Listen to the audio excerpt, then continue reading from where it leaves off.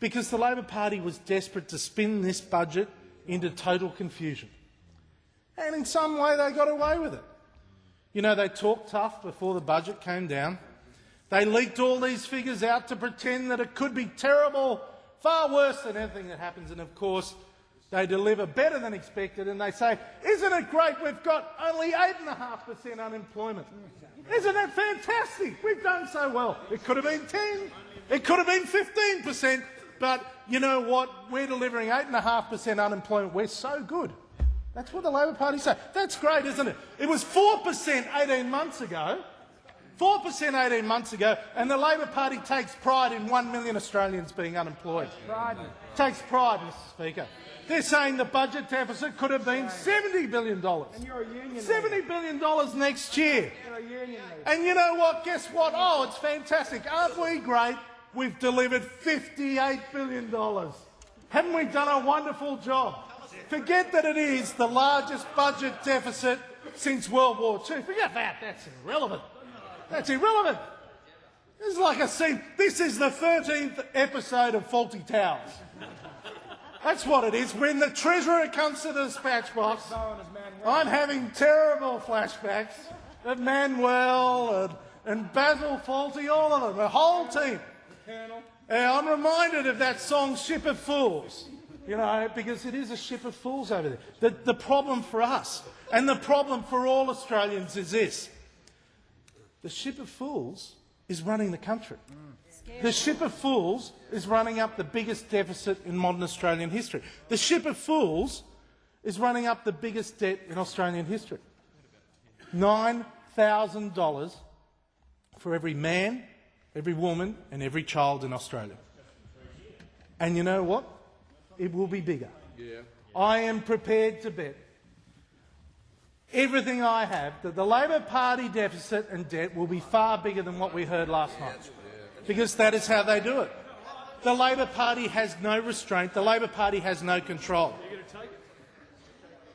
And it's very interesting, Madam Deputy Speaker, it's very interesting, isn't it? They come in here and selectively quote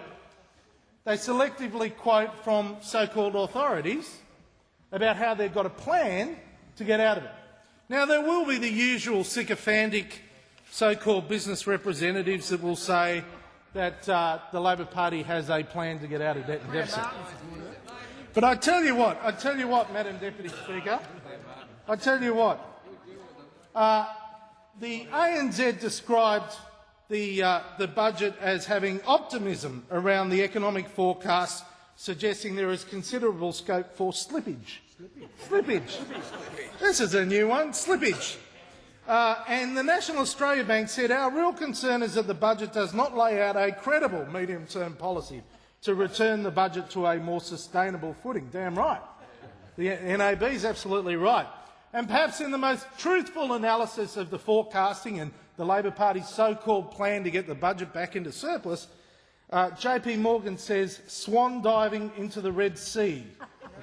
Crucially, the Treasurer's cross-your-fingers strategy for returning the budget to surplus relies principally and optimistically on a return to strong, above-trend economic growth rather than the hard decisions he promised. Amen. Amen. Hard decisions. Hard decisions that represent 1%. 1% of all expenditure over the 5 years of their citing. 1%. That's the hard decision. If you believe the Labor Party's commentary, that is going to decide, our position on that is going to decide the future of the nation's finances. Whether 1% of total expenditure is going to be saved is the big political issue today. That's why they are a ship of fools. They don't understand. They don't understand that it is the structural issue that is the problem. And when you give people a so-called plan, it had better have credibility, because the Labor plan has no credibility. It is based on assumptions that the IMF and the RBA do not agree with. Not that the IMF and the RBA are always right, but there is a level of credibility associated with them, as there is with JP Morgan and National Australia Bank and everyone else who says these figures are rubbery. And you know what? they are expecting, underpinning this estimation, that they are going to get out of the deficit, not even the debt, that they're going to get out of the deficit. Underpinning all that is an assumption that Australia is going to come out of this recession faster than anyone really thinks, but we're going to have the longest period of above-trend growth that anyone can remember. Longer. It'll be mining boom on steroids that gets these guys out of a deficit and a debt. And the problem is, Madam Deputy Speaker, that every Australian is going to have to pay for this. Every Australian is going to have to pay for it. And lo and behold, the key issue out of all of this is we believe, when the government says it, we believe, as does everyone else, that this government won't make one new spending decision between now and 2017. Do we believe that? No. Do we believe that? No. Madam Deputy Speaker, no one believes it.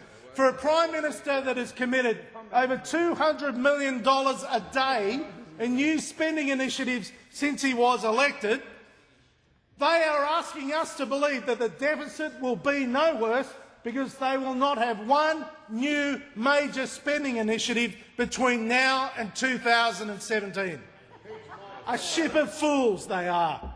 If they believe the Treasurer, who was the navigator on the ship of fools, if they believe the Prime Minister, who is the captain of the ship of fools, then they deserve their place on that ship. Madam Deputy Speaker, the challenge for us is to keep this government accountable.